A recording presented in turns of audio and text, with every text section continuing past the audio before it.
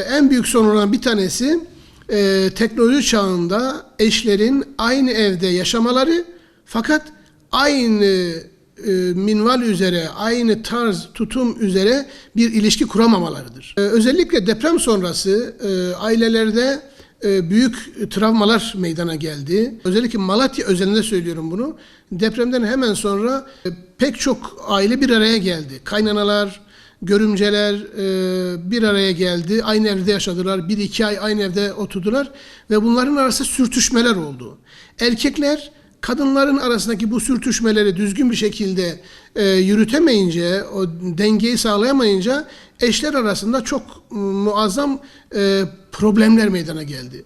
Bana gelen pek çok ailenin temelinde, özellikle Malatya özelinde söylüyorum, bu yatıyor. Yani erkekler eşlerini anne babaları veya diğer aile üyeleriyle, bizim üçüncü kişiler dediğimiz kişilerle ilişkisini sağlayamadılar.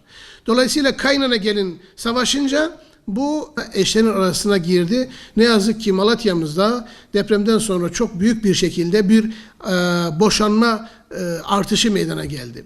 Biz şöyle düşünüyoruz, bu teknoloji çağında aynı evde yaşıyoruz. Fakat aynı evde yaşarken birbirimizi de yaşatmamız gerekiyor. Şimdi burada şu hakikati vurgulamamız gerekiyor. Zaman değişti. Biz Müslüman aileler, evet, kültürümüzü, hakikatimizi, gerçeğimizi revize edip yeni bir aile modeli, yeni iletişim teknikleri, yeni bir anlayış geliştirmek zorundayız. Beraber kaliteli vakit geçirmek, anı biriktirmek, çocuklarımızla güzel bir şekilde iletişim kurmak, karı kocanın birbirlerine yapabilecekleri en güzel inşallah durum olacaktır. Ne yazık ki bugün pek çok ailemiz boşanmayla yüz yüze gelmiş ya da içten içe yanıyor. Din sadece okumakla olmaz. Yaşamamız gerekiyor. Allah Resulü ne demişti? Allah kime yumuşaklık vermişse ona dünya ve ahiretin hayrını vermiştir demişti sevgili Resulümüz. Erkek ve kadın ekonomik olarak birbirlerini yaşatmak üzere bir tutum, tavır, davranış geliştirmelidir. Şimdi erkek eşini öyle bir şekilde yaşatmalı ki eşi yarın Allah'ın huzuruna gittiği zaman ondan davacı olmamalı. Kadın da erkeği öyle yaşatmalı ki onu sık boğaz etmemeli. Bugün ne yazık ki kadınlar israf etmek suretiyle, eşyaları sık sık değiştirmek suretiyle, evde erkeği sık boğaz edecek tarzda ekonomik olarak bazı istek ve arzularda bulunuyorlar. Burada kadın ve erkeğin dengeli bir şekilde ihtiyacın ne kadar olduğunu esas alarak ve birbirlerine istişare ederek ekonomik hayatlarını sürdürmesi gerekir. Kur'an-ı Kerim çok açık bir şekilde ne diyor biliyor musunuz? Emruhum şura beynehum. Evde ekonomik işler dahil bütün işler kadın ve erkek ne yapacak? Şura ile yürütecek, istişareyle yapacak. Erkek ben yapamam, ben yapmayacağım deme hakkına sahip olmadığı gibi kadın da zorla sen bunu yapacaksın. Yapmasan efendim ben de şöyle yaparım diyerek kocasını tehdit edemez.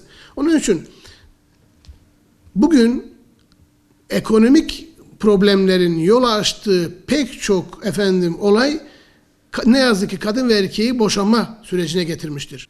Erkekler genelde düşünmek suretiyle işte ben parayı idare harcayayım, ben işte mantıklı harcayayım diyerek bir şekilde yuvayı koruduklarını zannediyorlar ama şunu da unutmamaları gerekir. Şükrederek ve harcayarak ailesine harcadığı her kuruş sadakadır.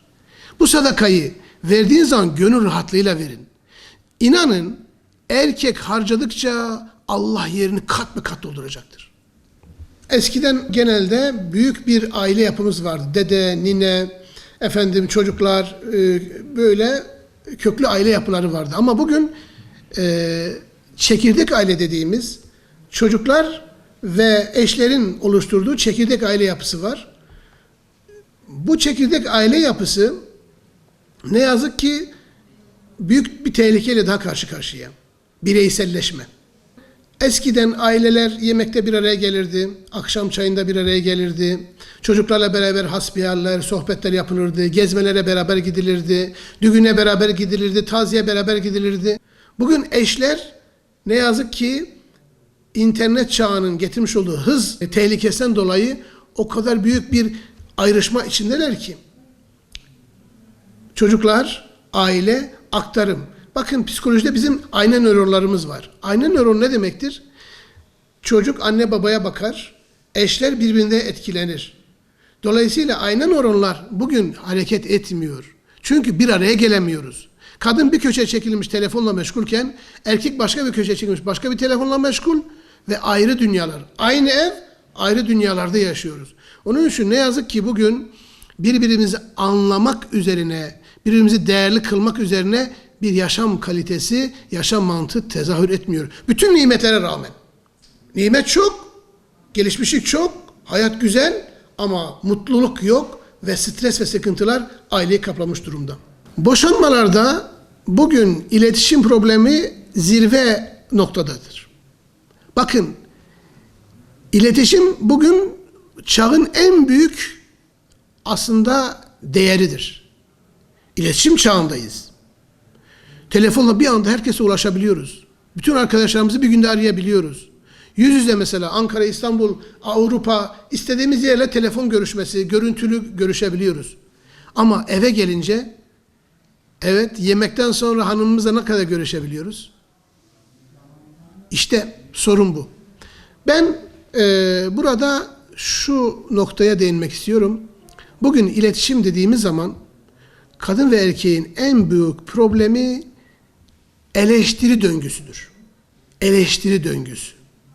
Bugün ailelerin en büyük sorunlarından bir tanesi budur. Biz eleştiri döngüsüne karşı ailelerimize şunu tavsiye ediyoruz. Eleştiri döngüsüne girmeyin. Şeytan evde o fitneyi her gün tetikliyor. Bunun yerine ne yapın? Olumlama yapın. Diyelim ki eşimiz bize nahoş bir cümle söyledi. Hemen onu kötüye çekmeyelim. İyi tarafından bakıp güzel tarafından ele alarak ikinci ve üçüncü eleştiri cümlelerini keselim. Meydana gelen bir olayı küçültmeye çalışalım. Büyütürseniz emin olun ki kendimizi suya gark eder, kendi kendimizi boğarız. Boşanmak Nisa suresi 130. ayette Allah tarafından helal kılınmıştır. Allah şöyle der, iki taraf güzellikle boşanırsa Allah her iki tarafa da genişlik nasip eder. Yani boşanmak bir haram değildir. Ancak evlilik ve evliliği sürdürmek o kadar önemlidir ki Allah bunu hududullah olarak ifade ediyor. Yani boşanmaya sebep olacak şeyleri tetiklemek, boşanma fitnesini ortaya atmak, Allah'ın hudutlarını yok etmek olarak Kur'an'da ifade ediliyor. Onun için Kur'an-ı Kerim boşanma süreçlerinde o kadar önemli tavsiyelerde bulunuyor ki Talak suresi 1 ve 2. ayette ne diyor biliyor musunuz? Diyor ki evet bir kişi boşanmaya niyet ettiği zaman iddeti saysın. Ve diyor eşini evden çıkarmasın. Kendi de evde çıkmasın, eşi de çıkmasın. Olabilir ki Allah daha hayırlı bir şey var edebilir. Yani onların arasında bir sevgi, ülvet tekrar edebilir. Onun için Rabbimiz kesinlikle boşanmaya gidecek durumları bir şekilde ne yapıyor? Çözülerek es-sulhu hayır diyor. Barışmak hayırdır. Dolayısıyla bir kimse böyle incir çekirdeğini doldurmayacak bir şey karşısında kalkıp yuvasını bozarsa, psikolojik olarak çocuklarını yetim bırakır, eşini yalnız bırakır, üçüncü kişileri, aile efradını üzerse çok büyük bir vebal altındadır. Çözüm odaklı olursanız problem çözülür. Devletin üzerine düşen şeyler var, ailenin üzerine düşen şeyler var. Bir de üçüncü kişiler dediğimiz büyük ailemizin, yani aşiretimizin, sülalemizin, dedelerin, ninelerin üzerine düşen şeyler var. Bakın, devlet bu çağda gerçekten teknolojinin de ilerlemesiyle aileleri eğitmeli. Bütün belediyelerimiz ivedilikle evlilik okulları kurmalı. Anne baba okulları kurmalı. Annelik okulları kurmalı. Dolayısıyla evlilik okulları gençlerimizi evliliğe hazırlamalı. Bu çok önemli. Çünkü bilgi bir cümle bir hayatı kurtarır. Devletin sağlayacağı, okulların sağlayacağı bir bilgi bir aileyi kurtarabilir. Özellikle şu noktayı da ifade edeyim. Eşlerin de üzerine düşen çok önemli şeyler var. Bakın biz Allah'ın emaneti olarak bir eş almışız. Bakın kadın demedim. Kadın erkeğe emanet, erkek kadına emanet. Biz Allah'ın emaneti olarak bir eş almışız. O bize Allah'ın bir emaneti. Onu bağrımıza basacağız. Kur'an-ı Kerim ne diyor biliyor musun? Entum libasul lehunne, hunne libasul lekum. Siz onların elbisesi, onlar sizin elbisenizdir. Elbise ne yapar? Korur, güzelleştirir. Sıcaktan soğuktan koruduğu gibi bir de güzelleştirir. Ona değer katar. Onu kıymetli yapar. İnsanlar giyindiği elbiseyle huzur buluyorlar. Onun için eşimizin bizim elbisemiz, bizim de onun elbisesi olduğunu düşünerek eşlerimize çok yakın ilgi ve alaka göstermeliyiz. Bu noktada kadın ilgiyle büyür, erkek övgüyle yürür. Karı koca yapacağı şey bu. Eşimize erkek olarak bizim ilgi göstermemiz lazım. Bugün bize gelen problemlerin ana sebeplerinden bir tanesi kadınların değersizlik problemidir. Evet, parası çok. Zenginler. Her birinin altında bir araba var ama boşanmaya gidiyorlar. Niye? Çünkü koca eşini değerli kılamıyor. Onu övgüyle değerli bir şekilde hissettiremiyor. İlgi gösteremiyor. Onun için ne yapacağız? Karı koca olarak birbirimize değer katacağız. En büyük hususlardan bir tanesi bu. Değerli kılarsan değerli olursun. Ve yine şunu söylüyorum. Evet, saygı duyarsan sevgi görürsün. Çünkü saygının meyvesi sevgidir. Karı kocaların en büyük ihtiyacı nedir diye çalışma yapılmış. Kadın ve erkeğin en büyük ihtiyacı değer görme ihtiyacıdır. Ekmek su kadar kıymetlidir. Onun için şunu söylüyorum son olarak. Birbirinizi değerli kılın, inanın çözüm gelecektir. İmam Gazali'nin çok güzel bir sözü var. Diyor ki, problemleri çözen şey sevgidir. Evde sevgiyi var edin, problemlerin kendi kendine yok olduğunu göreceksiniz. O yüzden sevgiyi var edelim.